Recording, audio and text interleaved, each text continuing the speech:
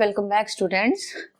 आज की वीडियो में we will discuss about the renewal process के रिन्यूअल प्रोसेस क्या होती है, इसमें हम डिस्क्रीट टाइम के अंदर how we will define this thing and in continuous time also हम इसको कैसे डिफाइन करते हैं, that thing we will discuss here. Okay, renewal process का मतलब क्या होता है? प्रोसेस शुरू हुई, एक पर्टिकुलर टाइम पे पहुंचने के बाद प्रोसेस को हम फिर से बिगिनिंग से शुरू करेंगे, that is called renewal process. की प्रोसेस एक बार ही कंप्लीट हुई, उसके बाद जब हम उसको रीस्टार्ट करेंगे तो हम बिगिनिंग से करेंगे।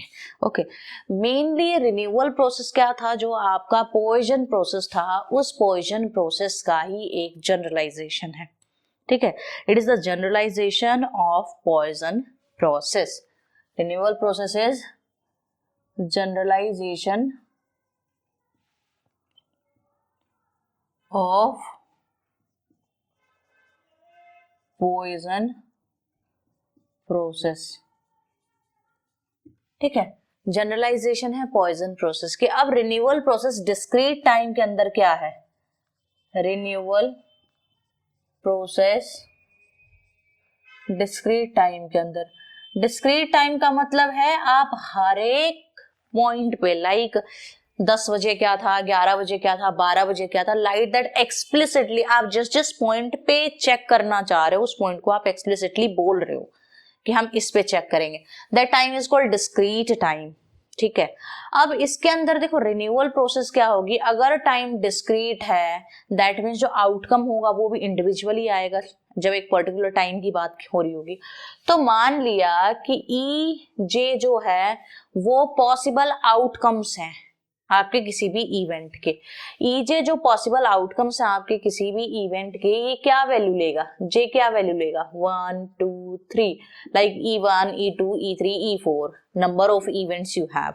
ठीक है, तो वहां पे जब भी हम कहेंगे इसके जो ई स्टार है वो डिनोट करेगा, ईजे तो नंबर ऑफ आउटकम्स है, ई स्टार डिनोट करेगा रिन्यूअल प्रोसेस को, कि जब भी ई स्टार इवेंट होगा वो इवेंट रिन्यूअल प्रोसेस कहलाएगा। इस इवेंट के होने के जस्ट बाद से आप फिर से सारी चीजें बिगिनिंग से नोट करोगे, कंप्लीट प्रोसेस खत्म होने के बाद आप हर चीज को फिर से शुरू करोगे, दैट इज ई स्टार। अब इसमें जरूरी नहीं है कि हम जो लेके चल रहे हैं दैट विल बी कि all the events are independent, there is no dependency on the event, सारे इवेंट्स इंडिपेंडेंट है।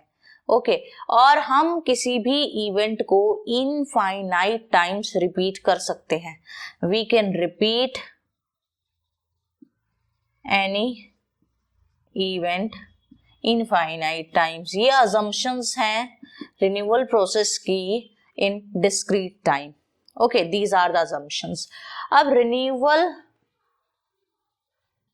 इंटरवल या you can say renewal period क्या होता है? इंटरवल और पीरियड ये क्या होता है? तो रिन्यूअल पीरियड जो होता है ना, दैट इज की दो सक्सेसिव अकरेंसेस के बीच में, लाइक एक प्रोसेस मान लो यहां से शुरू हुई वो यहां तक आई, ठीक है, उसके बाद जब मैं बिगिनिंग से फिर से शुरू करूंगी, ये जो गैप है ना इसमें जो टाइम का कितना गैप आया that is called renewal period. कि एक बार प्रोसेस शुरू हुई फिर वो खत्म हो गई, उसके बाद दोबारा प्रोसेस शुरू होने तक, खत्म होने से लेके दोबारा प्रोसेस शुरू होने तक का जो टाइम गैप है that gap is called renewal interval और रिन्यूअल इंटरवल और रिन्यूअल पीरियड। मैंने अब अपने वेरिएबल कि रिन्यूअल कब शुरू हुआ है वो डिफाइन करने के लिए मैंने Pn और Fn दो वेरिएबल बनाए। Okay, let us assume Pn is the probability that E star मतलब renewal occurs up to nth trial, और you can say don't write up to,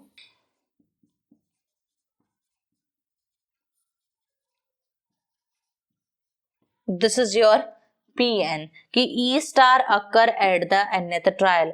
हो सकता है ये पहली बार हो सकता है इससे पहले भी आप एक दो बार रिन्यूअल करा चुके हो, that is Pn। Now Fn you have कि probability that E star I told you renewal होने वाला है, तो ई स्टार अकर्स, Fn की बात आते ही फॉर द फर्स्ट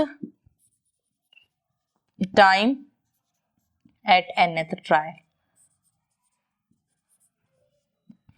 अगर यहाँ F1 लिखते हो तो फर्स्ट ट्रायल में ही रिन्यूअल हो गया, F2 लिखते हो तो सेकंड ट्रायल में रिन्यूअल हुआ, और F3 लिखते हो तो थर्ड ट्रायल में रिन्यूअल हुआ पहली बार।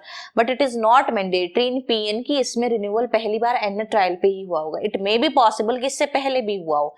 ओके, तो you have now I am defining the initial conditions on these variables.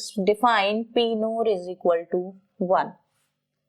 ठीक है, P nor is equal to 1 and your F nor is equal to 0. I defined this thing. And you have P capital PS.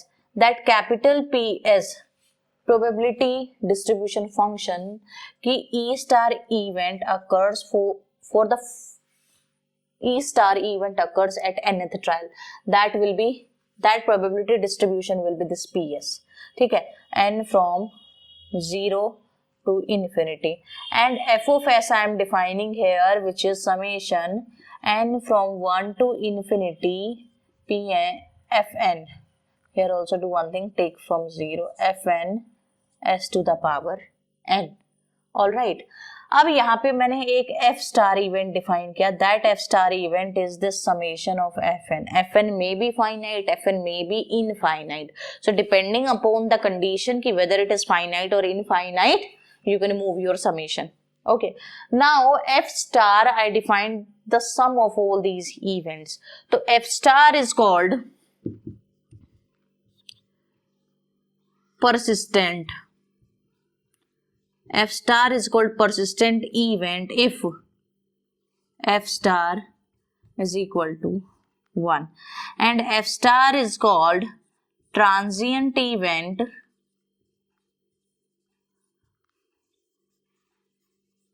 if F star is less than 1.